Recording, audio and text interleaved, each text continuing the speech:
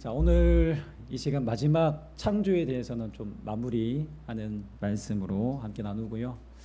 언어 창조의 증거라는 제목으로 말씀 나누겠습니다. 언어가 말이 무슨 창조와 연관이 있을까 생각할 수도 있는데요. 네, 오늘 그 말씀에 대해서 어떤 연관이 있고 정말 이것이 창조의 증거인지를 함께 살펴보겠습니다. 우리 다음 세대들이 잘 들어야 됩니다. 네, 집중해야 됩니다. 알겠죠? 네. 많은 사람들이요, 이 침팬지와 같은 이 유인원이라고 하죠. 네, 여기 인간의 뭐죠? 조상이다라고 생각합니다. 뭐 아무래도 인류가 진화되었다라고 생각했을 때 가장 유사한 동물이 그래도 침팬지, 뭐 고릴라 아니겠습니까? 가장 인간과 닮았기 때문입니다. 네. 그렇다면 인간과 침팬지, 뭐 인간과 동물, 본질적인 여러분 차이점이 무엇일까요?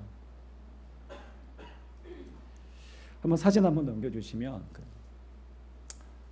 여러분 혹시 이 그림이 뭔 그림 같습니까? 네, 침팬지가 기도를 하고 있습니다. 네, 뭐라고 기도합니까? 일하지 않아도 먹고 살 수 있게 해주세요. 네, 뭐 여러분 혹시 기도하는 침팬지 본 적 있으십니까? 혹시 기도하는 강아지, 혹시 반려견 본 적 있으십니까? 뭐 훈련을 엄청 해가지고 뭐 흉내내는 건 저도 본 적이 있지만 자기 스스로가 막 기도하는 반려견 침팬지는 네, 눈을 씻고 찾아도 없습니다. 여러분, 인간과 동물의 가장 큰 차이점은요, 동물은 종교를 가질 수가 없어요. 그런 흔적이 전혀 없습니다. 인간만이 종교를 가지고 있어요. 뭐라고요? 인간만이 종교를 가지고 있어요. 기도하도록 훈련을 해서 기도 흉내를 내는 침팬지는 있지만 스스로 기도하는 침팬지 동물은 없습니다. 오직 인간만이 초월자를, 어떤 신을 추구하고 종교를 가지고 있다라는 것이죠.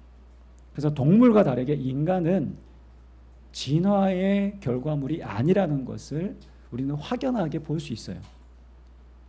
사람은 오랜 시간에 걸쳐 침팬지나 고릴라에서 유인원으로, 그리고 지금의 인간의 모습으로 진화되었다라는 것이 지금 진화론자들의 주장이고, 이것이 많은 사람들이 보편적으로 알고 있는 기본적인 사실로 받아들이고 있어요.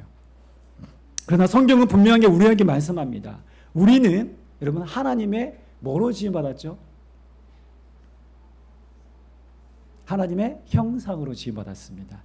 그 하나님의 형상이라는 그 어원에는요, 단순한 우리가 보여지는 겉모습뿐만 아니라 우리의 내면, 특별히 하나님의 형상으로 지음받았다는 것은 우리가 하나님 닮은 인격적 존재라는 것과 더불어서 가장 중요한 것은 영적인 존재로 지음받았다는 것입니다.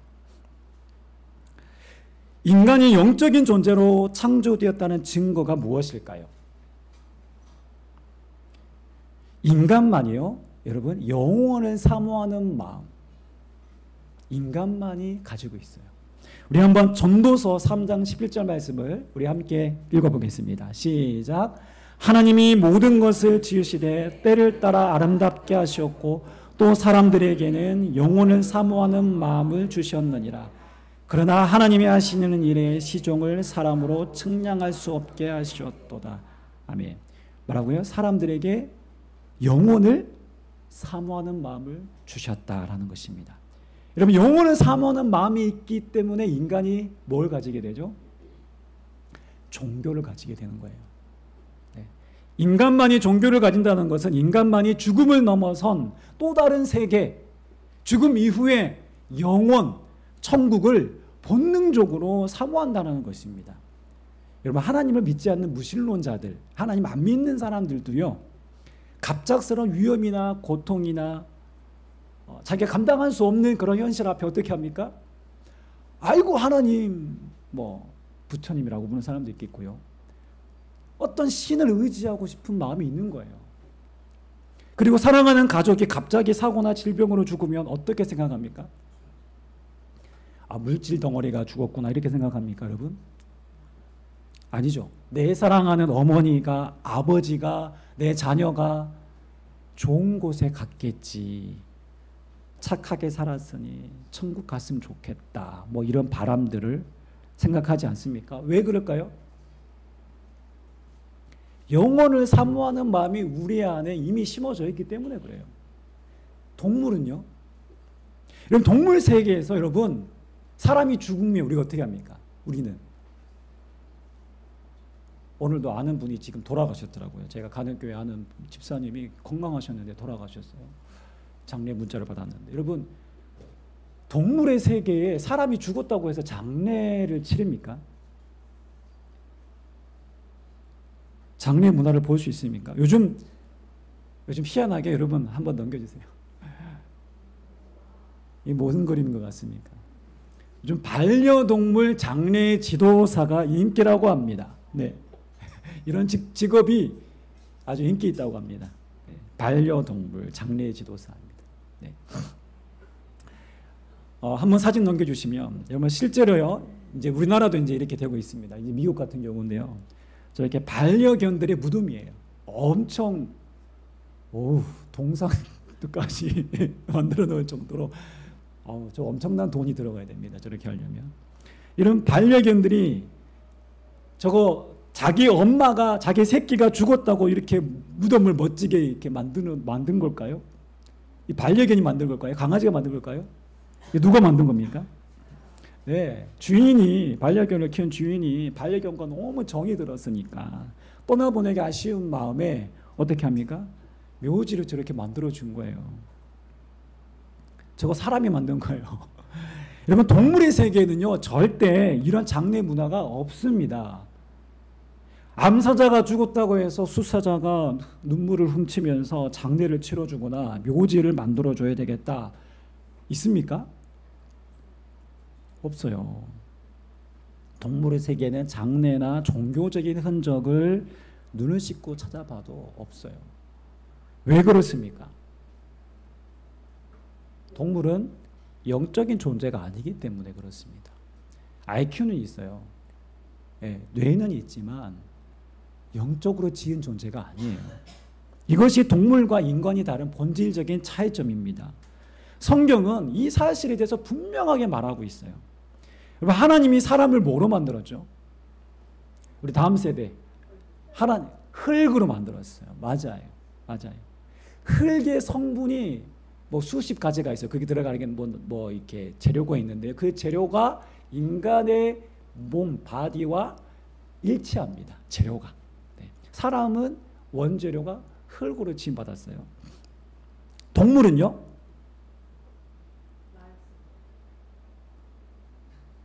죄송합니다. 땡입니다. 동물은요? 동물도 흙으로 지음받았어요. 여러분, 성경을 잘 보시면 6일째 동물도 흙으로 지음받았고요, 사람도 흙으로 지음받았어요.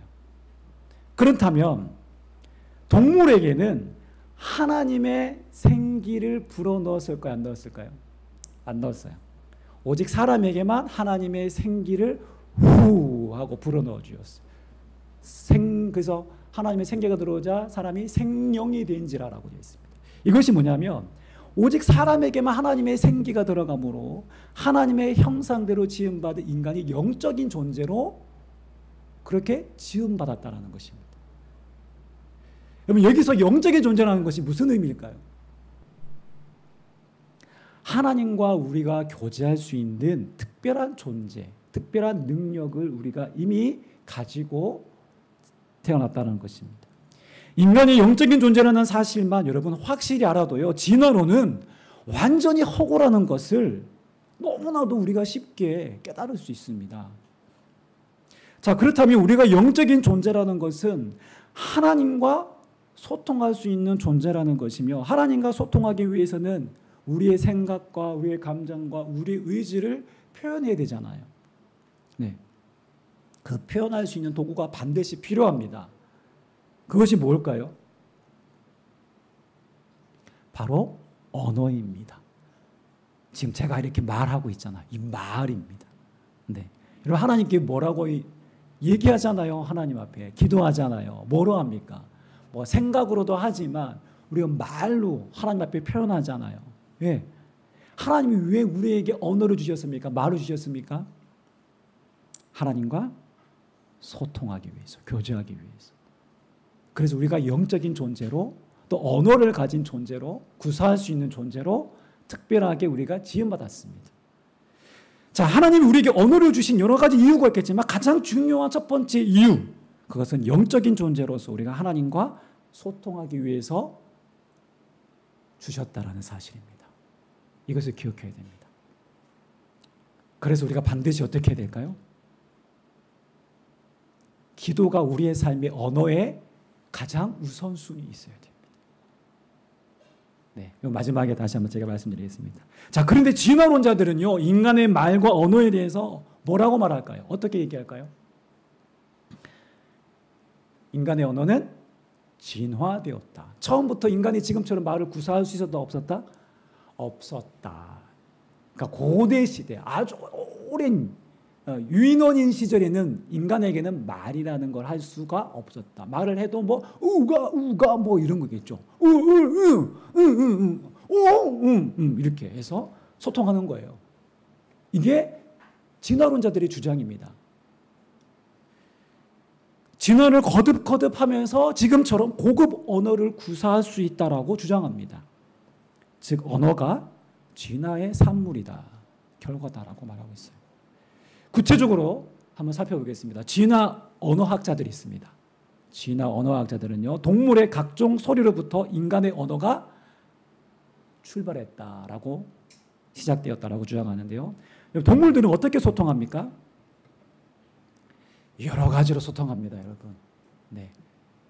어류는요, 15개, 조류는 25개, 포유류는 40가지의 정도로의 그 음성 신호, 즉 소리로 그렇게 소통한다고 합니다. 아마 여기 반려견 키우시는 분 계시잖아요. 저희도 반려견 키우고 싶었는데 아이가 셋이라 감당하기가 힘들어서 못 키웠는데 너무 잘 알아주실 거예요. 짖는 소리만 들어도 얘가 지금 밥을 달라는 것인지 산책을 가자는 것인지 소리만 들어도 집사님 알 수 있죠. 네. 전사님 알 수 있죠. 네. 쿠쿠를 이렇게 키우고 있는데 동물들 나름대로 소통하는 음성 신호가 다 있습니다. 네. 그러나 그것은요, 본능적인 행동이고 정해진 어떤 신호, 자기들의 구사할 수 있는 어떤 언어가 아니죠. 그 음성 신호, 소통할 수 있는 음성 소리가 정해져 있어요. 한계가 있어요. 하나님이 그렇게 창조하셨어요.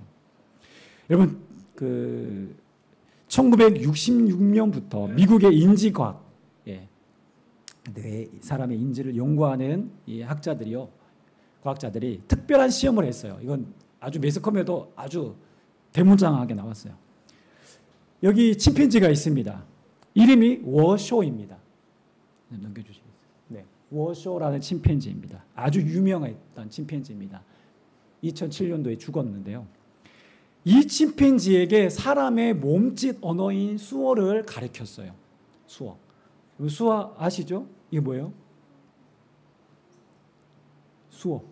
사랑합니다. 사랑합니다. 네. 수어 언어를 이 침팬지에게 가르쳤습니다. 이 수어 언어를 배우고 이 원숭이가 이렇게 이 교련사와 함께 이제 수어로 소통을 한 거예요. 그래서 침팬지와 사람이 정말 과연 이 수어로 소통할 수 있는지 그 가능성에 대한 실험을 이 어릴 때, 태어날 때부터 해서 무려 40년 동안 이 침팬지를 그 워쇼에게 가르쳤습니다. 40년이 지난 2007년도 11월에 뉴욕타임스에 실린 연구 결과에 따르면 이 워쇼가 평생 배운 수어가 몇 개 될 것 같아요, 여러분? 여러분, 참고로 침팬지의 IQ는 높습니다. 네. 100 정도 된다고 하죠. 네. 침팬지 IQ는 높습니다. 자, 130개를 얘가 습득을 했어요, 수어를. 130개. 그렇게 해서 소통을 한 거예요. 130개. 많죠? 꽤 많이 배웠어요.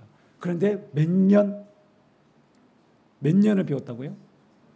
40년. 네, 40년 동안 살았어요. 네, 40년 살고 2007년도에 죽었어요, 얘가. 40년 동안 배운 단어가 130개. 자, 그런데 침팬지가 사람과 의사소통, 대화가 가능하다고 대문짝하게 광고를 하면서 인류는 진화되었다라고 그렇게 주장했습니다. 자, 그러나 반대로 생각해 볼게요. 여러분, 130개 단어로 최소한의 간단한 소통을 할 수 있겠죠. 자, 2살 정도에, 지금 이제 소위 정도가 알고 있는 단어도 130개가 저는 충분히 될 거라고 봐요. 보니까 지난주에 이름을 다 알아요. 집사님한테 가라고 하면 가요. 누구야 하면 다 지적해 해요. 제가 볼 때 소위 130개 이상 단어 알아요. 네. 그러나 이 워셔라는 침팬지가 아무리 40년 동안 교육했다고 해서요, 이 워셔가 문장을 구사하면서 문법의 구조를 파악하거나 창의적으로 어떤 문장을 말하는 거 가능할까요? 불가능할까요? 여러분, 40년 동안 배웠다면에도 불구하고 문장 구사는 불가능합니다. 어제 보았던 저 붉은 노을을 보면서 나는 마치 천국의 한 장면을 보는 것 같았어. 예, 아무리 백날 가르쳐 보세요. 이 표현이나 문장을 구사할 수는 없어요. 그냥 밥 먹자, 들려, 간단하게 의사소통, 그런 단어 중심으로 된, 그거는 소통을 할 수 있어도 문장으로는 불가능합니다. 여러분, 진화 언어학자들의 40년의 노력은 그것이 불가능하다는 것을 오히려 입증한 꼴이 되어버렸습니다.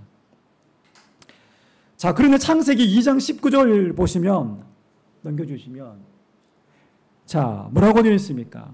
하나님이 아담에게 동물들의 이름을 짓게 합니다. 하나님이 아담에게 동물들의 사자, 코끼리, 기린, 이게 아담이 지어준 거예요. 예. 단순한 놀이가 아니라, 예. 인간이 하나님의 형상을 따라 창조 세계를 다스릴 권한과 언어의 능력을 부여받았다는 거예요. 처음부터. 현대 우리가 대표적인 언어학자를 얘기하면 지금 미국 MIT 대학의 노암 촘스키라는 교수를 얘기합니다. 이분이 주장하는 언어에 대해서 주장은 뭐냐면, 모든 어린아이들이요, 어릴 때 배운 언어를 자기의 모국어로 사용할 수 있다라는 걸 발견했습니다. 즉, 인간의 언어 능력은 기본적으로 타고나는 것이라는 거예요. 지금 미국에 유학 가서 공부하는, 이제 미국으로 이제 가서 유학 가서 자녀들을 낳은 목사님 가정이 있어요. 제가 아는 목사님 가정이 있는데요. 그 아이들 미국에서 지금 태어나서 영어를 모국어로 유창하게 하고 있어요. 우리는 영어 어때요? 영어 공부 10년, 20년 해도 외국인 만나면 어떻게 돼요? Hello, 이렇게 그 다음 대화가 진전이 안 됩니다. 아는 단어 몇 개 조합해도 문장이 잘 안 됩니다. 근데 어린아이들, 지금 우리 초등학생이 아니라 우리 한 서너 살만 돼도 아이들이요, 문장을 구사합니다. 모국어로 배운 아이들은요. 그러니까 만약 우리 어린아이들이 영어권에 살면 자동적으로 영어를 구사할 수 있습니다. 그래서 얘들아, 영어를 공부하지 않아도 되는 방법이 있어. 뭘까요? 미국 가서 1년만 살면 여기 우리 다음 세대들 영어 다 프리토킹 할 수 있습니다. 왜죠? 인간의 언어적 감각과 능력이 자동적으로 타고났기 때문에 그렇습니다. 기본적으로. 즉, 이 언어라는 것은 진화의 산물이 아니라 처음부터 인간에게 주어진 뭐예요? 능력이기 때문에 그래요. 다음 세대가 좀 어렵진 않죠? 네. 우리 또 하나의 중요한 사실이 있어요. 자, 만약 언어가 진화되었다고 한다면 처음 아까 얘기했던 오스트랄로피테쿠스 같은 유인원이 했던 언어는 쉬울까요? 어려울까요? 만약에 진화가 되었다면 인간이 쉬워야죠. 그렇죠? 초기 언어는 쉬워야 됩니다. 그래서 진화론의 주장은 초기 언어는 아주 단순했을 것이다 라고 얘기하는 거예요. 아주 간단해야 됩니다. 그렇죠? 그러나 언어 연구학자들에 의하면 여러분 고대로 갈수록 언어의 체계가 놀랍도록 복잡해요. 어려워요. 구문이라든가 화법이라든가 시제라든가 동사의 형태 이런 것들이 다양한 용법들을 가지고 있다는 것이에요. 고대 그리스어, 제가 헬라어를 신학교 때 배웠잖아요. 동사 변화가 500개가 넘어가요, 여러분. 우리 동사 변화 그렇게 안 하잖아요. 우리는 단순하잖아요. 오히려 지금의 언어가 많이 단순화된 거예요. 쉬워진 거예요. 고대어는요 어려워요. 복잡해요. 라틴어, 여러분 중국어, 현대어보다 훨씬 어렵습니다. 여러분 가령 기원전 15세기경에 인도의 산스크리트어에서의 동사도요 헬라어와 마찬가지고 그 동사 변화가 500가지가 넘어요. 여러분 북극이나 남극에 사는 에스키모인들 미기해 보이지 않습니까? 여러분 현재 시제를 63가지의 형태로 구분하고 있어요. 그러니까 소위 말해서 이제 우리가 눈이 내리잖아요. 하늘에서 내리는 눈, 스노우. 이 흰색에 대한 표현만 해도요 10가지가 넘어요. 다양한 언어를 구사하고 있습니다. 즉 옛날 고대 시대의 인간의 언어가 결코 단순하지 않았다라는 것은 모든 언어학자들의 공통된 주장이에요. 즉 언어의 체계가 아주 복잡했어요. 배우기 어렵다는 거예요. 지금 우리가 배우기에는. 그렇다면 인간의 언어가 진화했다라는 주장은 맞아요, 틀려요? 그냥 추측일 뿐이에요. 언어학적 관점으로 봐도 너무 맞지 않습니다. 틀려요. 자, 오늘 본문의 사건, 바벨탑 사건은 우리가 소위 사람들이 믿지 않는 사람들 더더욱 단순한 동화 같은 이야기로 생각합니다. 여러분 창세기가 실제 역사라는 것을 무시하는 사람들이요 의외로 많아요. 믿는 사람들 중에도, 교회 다니는 사람들 중에도. 여러분 아담과 하와로부터 인류가 시작되었다는 성경의 기록도 믿지 않는 사람들이 있습니다. 신화로 여기는 것이죠. 소설 같은 이야기. 그런데 여러분 유전과학과 생명과학적으로요 연구한 과학자들에 의하면 인류는 거슬러 올라가면 한 명의 여자와 한 명의 남자로부터 시작되었다라는 것을 유전학적으로 이미 증명했어요. 여러분 다양한 언어를 사용하는 여러 인종이 사실상 뿌리가 올라가면 한 가족이었다는 거예요. 여러분 선교 나가보시면 우리가 피부색이 달라도 그 사람들과 며칠만 같이 있어보세요. 똑같아요, 우리랑. 그죠? 선교 가서 보면 이렇게 떠날 때 그분들하고 헤어지기가 되게 아쉬워요. 정이 들어서. 네. 우리랑 다를 바가 없어요. 그냥 모습만 다르고 우리가 쓰는 언어만 다를 뿐 똑같아요. 한 가족으로부터, 우리 뿌리는 한 가족으로부터 시작되었다는 거예요. 자, 오늘 본문 11장 1절에 홍수 후에 뭐라고 얘기합니까? 한번 보시면 온 땅의 언어가 뭐라고요? 하나요. 말이 하나였더라라고 말합니다. 여러분 창세기의 바벨탑에 관한 기록은 뭐라고 말하니까 원래 인간의 언어는 단일어였어요. 하나였습니다. 언어학자들이 전 세계 언어의 변화를 추적하고 연구한 결과에 따르면 현재 세계에 공식적으로는 한 1700개의 언어가 있어요. 많죠. 그런데 비공식적으로 확장시키면 저기 브라질, 오지에 있는, 밀림에 있는 그 부족의 언어까지 다 합치면 7,000개의 언어를 지금 전 세계 지금 우리가 사람들이 사용하고 있습니다. 자, 그런데 거슬러 올라가면서 확실한 것은 아까 얘기했잖아요. 하나의 공통 언어, 단일 언어였다라고 주장합니다. 그래서 세계 언어 중, 세계 우리 사람들이 많이 쓰고 있는 언어 중에 가장 많이 쓰는 말이나 중요한 말은요, 발음이 비슷한 경우가 참 많습니다. 특히 아기 때부터 쓰게 되는 여러분 엄마, 아빠라는 이런 말 있잖아요. 예, 우리말과 똑같이 쓰는 나라들이 있어요. 엄마를 엄마라고 부르고 아빠를 아빠라고 부르는 나라들이 있고요.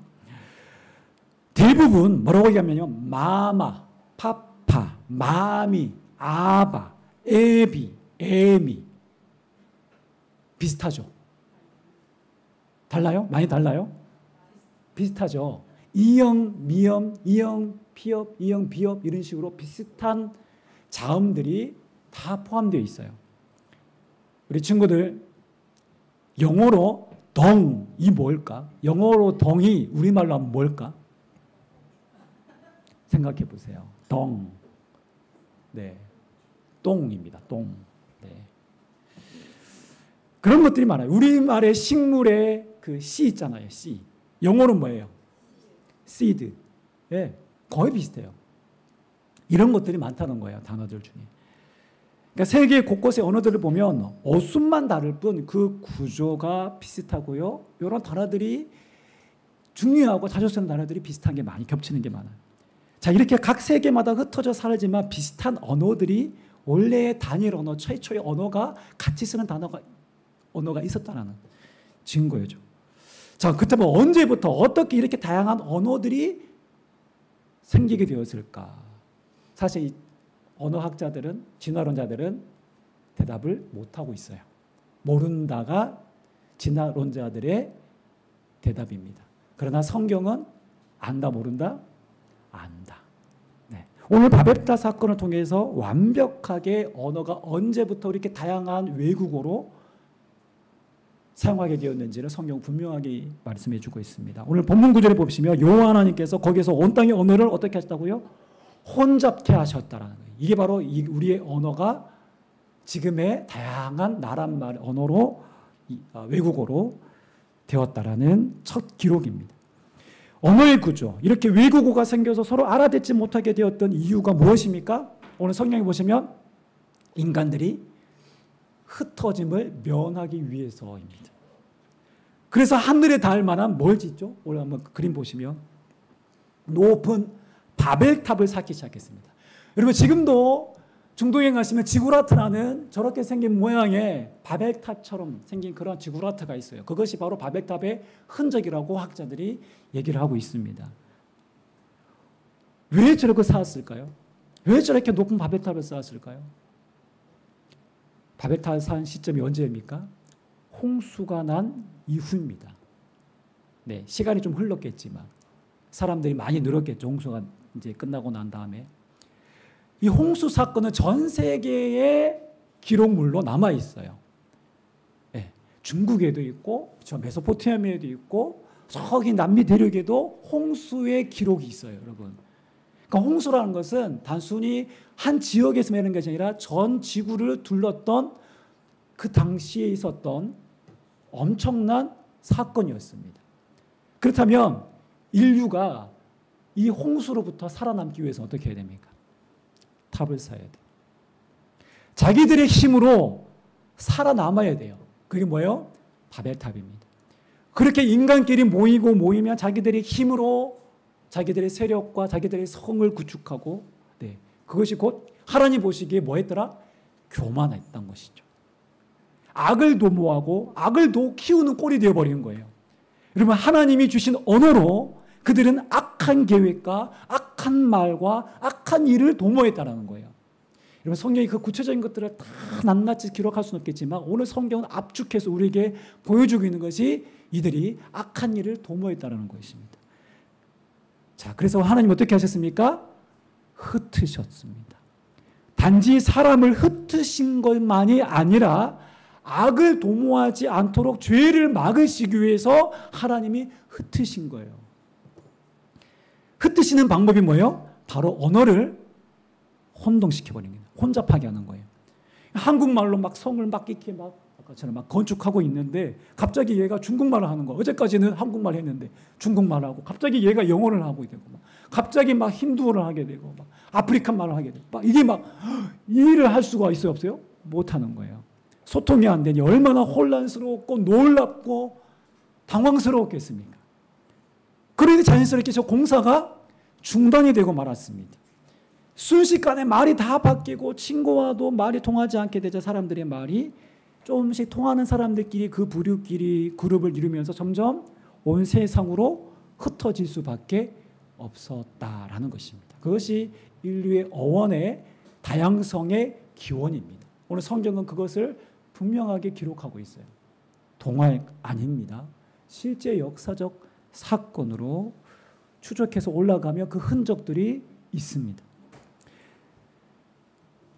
자, 그렇다면 하나님이 아까 제가 다시 처음 질문으로 돌아가면 하나님 우리에게 인간에게 언어를 주셨습니다. 왜 주셨습니까?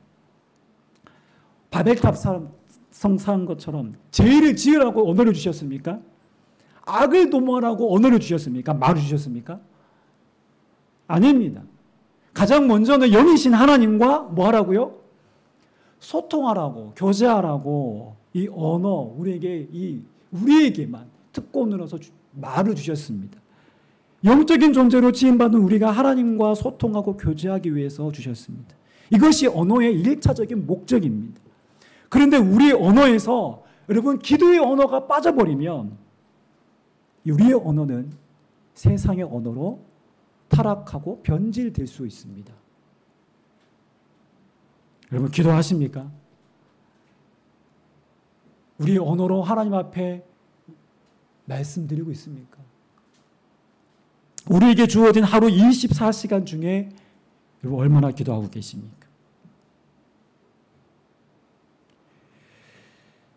기도로 하나님과 소통해야 됩니다. 여러분 최소 30분은 기도해야 합니다. 30분 너무 힘든데? 아니요. 그렇다면 처음 5분에서 10분 조금씩 시간을 늘려보세요. 여러분 기도하지 않고 하나님과 내가 동행한다. 하나님을 신뢰한다. 말뿐인 신앙입니다. 우리 신앙이 전혀 자라가지 않고요. 오히려 하나님과 거리감이 생기고 멀어집니다.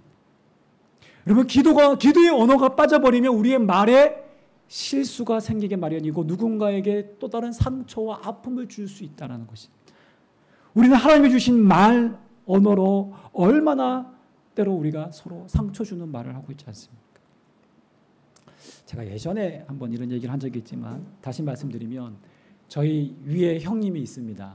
저보다 3살 많은 형님이 있는데 초등학교 때 별명이 오빙씨였어요. 성이 오씨여서 오빙씨라고 불렀습니다. 왜 오빙씨라고 부르는지 아세요? 사투리로 경상도 사투리로 빙씨라는 말은 병신. 옛날에 장애인들을 아주 깎아내리고 비속어로 부를 때 병신을 사투리로 빙씨라고 불렀어요. 저희 때 많이 그렇게 불렀어요. 이 형에게 병신이라고 이름 붙인 사람은 친구가 아니라 5학년 담임 선생님이셨어요. 선생님의 장난기가 발동해서 한 아이를 무시하듯 나온 그 말 한마디로 친구들에게 초등학교 때 내내 오빙시 소리 듣고 자랐어요. 그것이 깊은 상처로 남게 되었어요. 네, 여러분 내가 그런 사람이 되면 안 되잖아요. 내 말 한마디로 누군가에게 아픔을 주고 누군가를 삶을 무너뜨리는 사람이 되면 안 되잖아요. 하나님 우리에게 언어를 왜 주셨습니까? 하나님 우리에게 선물로 언어를 주셨습니다. 여러분 우리가 만약에 동물처럼 우가 막 이렇게 대화한다고 생각해 보세요. 우리가 관계할 수 있는 한계가 있어요. 우리의 속마음을 전혀 몰라요. 그냥 뭐 먹고 마시고 그냥 뭐 가장 기본적인 생활밖에 못하죠. 우리 다음 세대가 많은데요. 하나님 우리에게 언어를 선물로 주셨어요. 이 언어를 어떻게 사용해야 될까요? 어떻게 사용해야 될까요? 따라해 보겠습니다. 우리 화면 한번 띄워주세요. 함께 우리 크게 한번 읽어보겠습니다. 다 함께 시작. 내게 주신 언어로 기도하고 사랑하고 축복하겠습니다. 다시 한번 시작. 내게 주신 언어로 기도하고 사랑하고 축복하겠습니다. 아멘. 여러분 우리의 말, 우리의 언어는 진화의 산물이 아닙니다. 진화로 우리가 이렇게 말을 유창하게 한 게 아닙니다. 처음부터 하나님이 인간에게만 이 언어를 말할 수 있는 놀라운 선물을 주셨습니다. 왜요? 하나님과 소통하라고, 기도하라고, 이웃 간에, 가족 간에 사랑하라고, 서로 축복하라고, 아껴주라고, 이해하라고 우리에게 언어를 주셨습니다. 기도의 언어로 우리 언어를 날마다 새롭게 회복해 나가시기를 부탁드립니다. 그리고 우리의 언어가 아픔 가운데 있는 사람들을 위로하는 언어, 병든 자들을 위로하는 언어, 사랑하는 언어, 축복의 언어, 살리는 언어로 하나님께서 우리의 언어를 통해서 일하실 수 있도록 오늘 우리가 그렇게 살리는 언어가 되기를 주님의 이름으로 축원합니다.